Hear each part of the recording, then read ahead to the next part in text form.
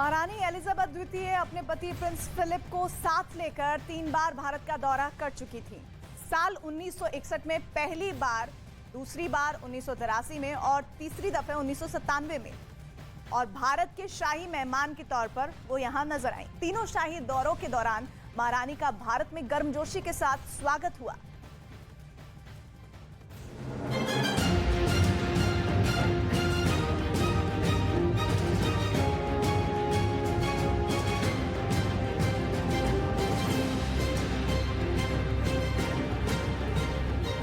दिल्ली, जयपुर, उदयपुर, मैसूर, मुंबई, कोलकाता, दुर्गापुर, आगरा, बनारस, अमृतसर, जलियांवाला बाग,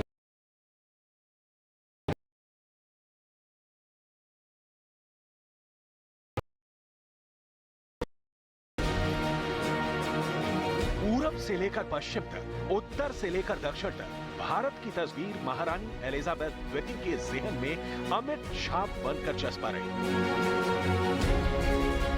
भारत में भव्य स्वागत, बेमिसाल मेहमान नवाजी, अपने प्रति आम भारतीय लोगों की दीवानगी।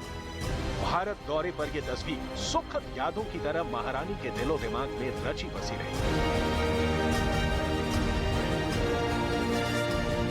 21 जनवरी 1961, ये उसी वक्त की तस्वीरें हैं जब महारानी एलिजाबेथ द्वितीय ने पहली बार हिंदुस्तान की सरजमीन पर अपने पांव रखे थे। साथ में महारानी के पति प्रिंस फिलिप थे।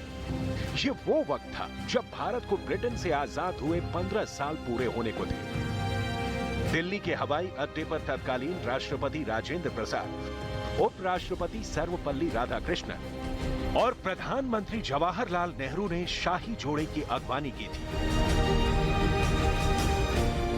वो 50 साल बाद भारत आने वाली पहली ब्रिटिश शासक थी। 50 साल पहले साल 1911 में उनके दादा किंग जॉर्ज पंचम और मैरी भारत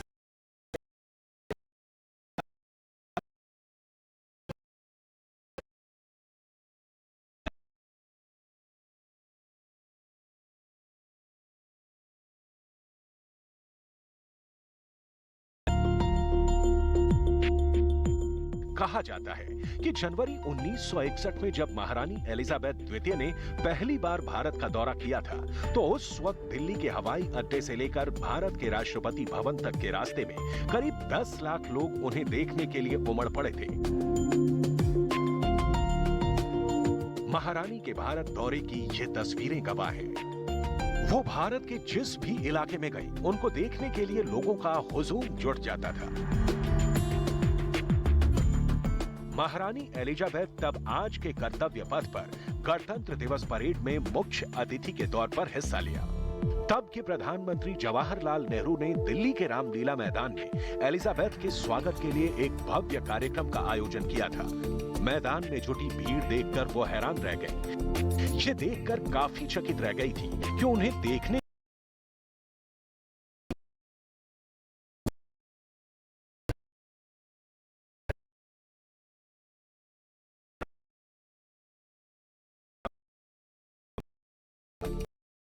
महारानी महात्मा गांधी की समाधि स्थल राजघाट का भी दौरा किया था। अहिंसा के पुजारी गांधी जी की समाधि के पहले महारानी ने अपनी सैंडल उतार दी थी। उनको देख उनके पति ने भी वही किया था। गणतंत्र दिवस परेड से पहले महारानी और ड्यूक जयपुर गए थे। जयपुर में उनका शाही स्वागत किया गया।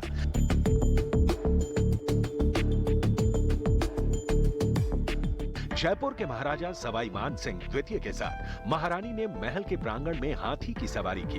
अपने पहले भारत दौरे के दौरान वो ताज का दीदार करने आगरा भी गई, जहां उन्होंने ताजमहल को देखने के लिए खुली कार का इस्तेमाल किया।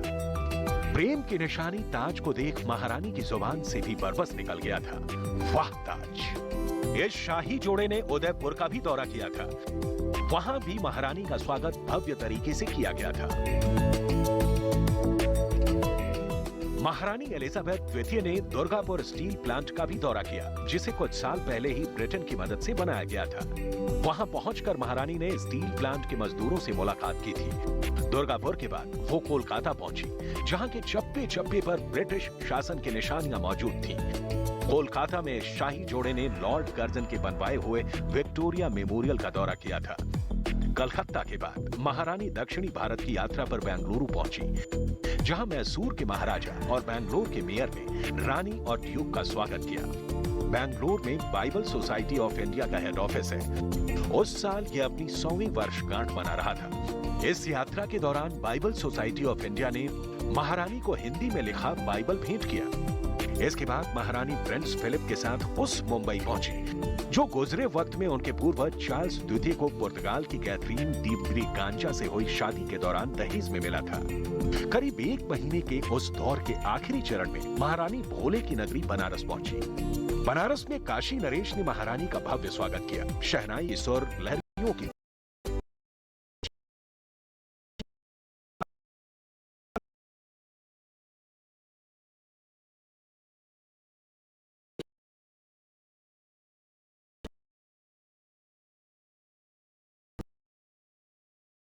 नवंबर साल 1983। अपने पहले दौरे के करीब 2 दशक बाद महारानी ने एक बार फिर भारत में कदम रखा। नवंबर 1983 में वो दूसरी बार भारत दौरे पर आए। उस वक्त कॉमनवेल्थ देशों के राष्ट्राध्यक्षों की बैठक होनी थी। तब तत्कालीन राष्ट्रपति ज्ञानी जैल सिंह और प्रधानमंत्री इंदिरा गांधी ने महारानी एलिजाबेथ द्वितीय का स्वागत किया था। तत्कालीन राष्ट्रपति ज्ञानी जैल सिंह संग महारानी एलिजाबेथ ऐतिहासिक बग्घी पर सवार होकर राष्ट्रपति भवन पहुंची थी।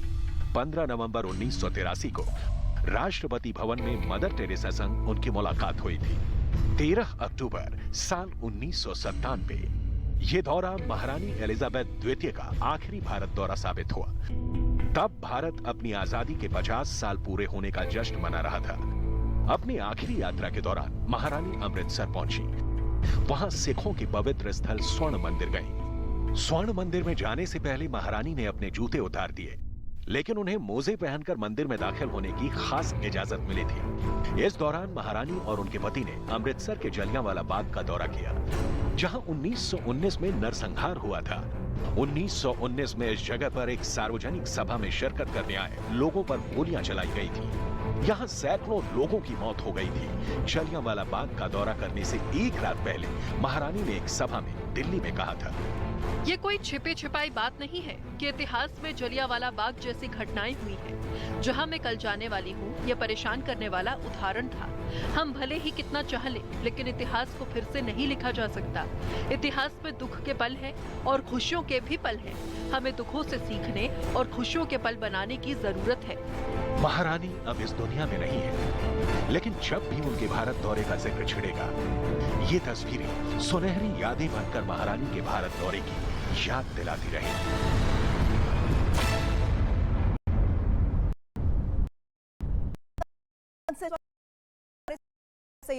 जसूरी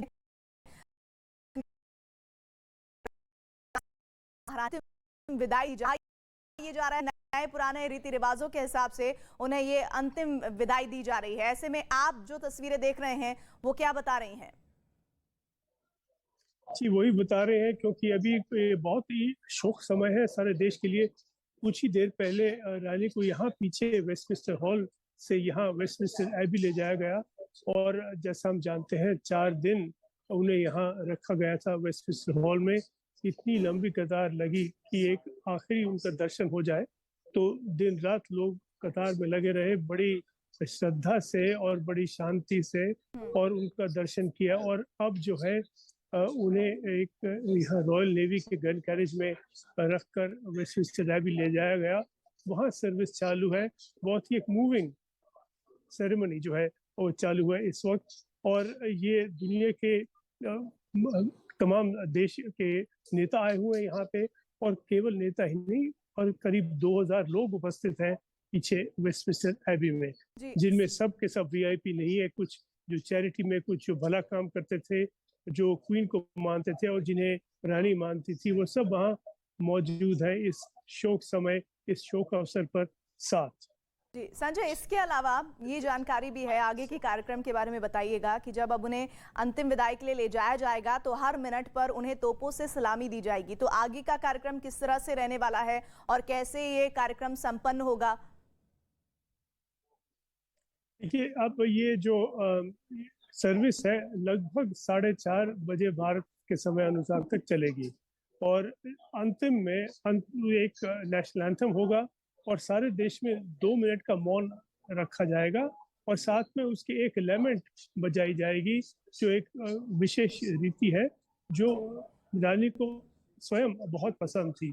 उसके बाद जो है एक वो जो है जुलूस निकलेगा, जो फ्यूनरल का जुलूस निकलेगा, फिर वहाँ वेस्टमिंस्टर एबी से इस पीछे स्क्वायर से होते हुए यहाँ पे व्हाइट हॉल सड़क है, जहाँ पे सरकार के समस्त दफ्तर बने हुए हैं, वहां से फिर एक मॉल की तरफ जाएगी जो सड़क सीधे बकिंगम पैलेस की ओर जाती है, वहां से ले जाया जाएगा और फिर पीछे एक वेलिंगटन आर्च, एक और चौराहा है, वहां पर ये जुलूस समाप्त होगा और वहां से हर्स में बाय रोड रानी को विंडसर कासल ले जाया जाएगा, जो उनका एक और अपना महल है, परिवार का महल है, शाही परिवार का महल है। वो उनके लिए एक तरफ से देखिए तो एक पर्सनल एक घर रहा है, जबकि बकिंगम पैलेस सरकारी काम के लिए खास तौर से इस्तेमाल होता रहा है, जबकि वो निवास स्थान भी था। तो अभी यात्रा बाकी है और हजारों हजारों लोग लगे हुए हैं, बैठे हुए हैं, खड़े हुए हैं, कई लोग सारी रात यहाँ बैठे रहे हैं इस चौराहे पर, एक दफा आखिरी इस दृश्य के लिए, आखिरी दर्शन के लिए।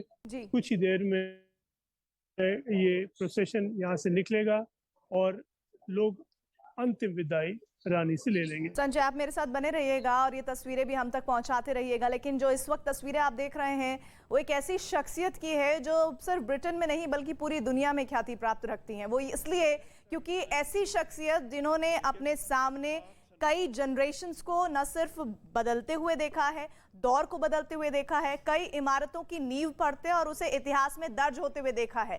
आज उन्हें पूरी दुनिया अलविदा कह रही है।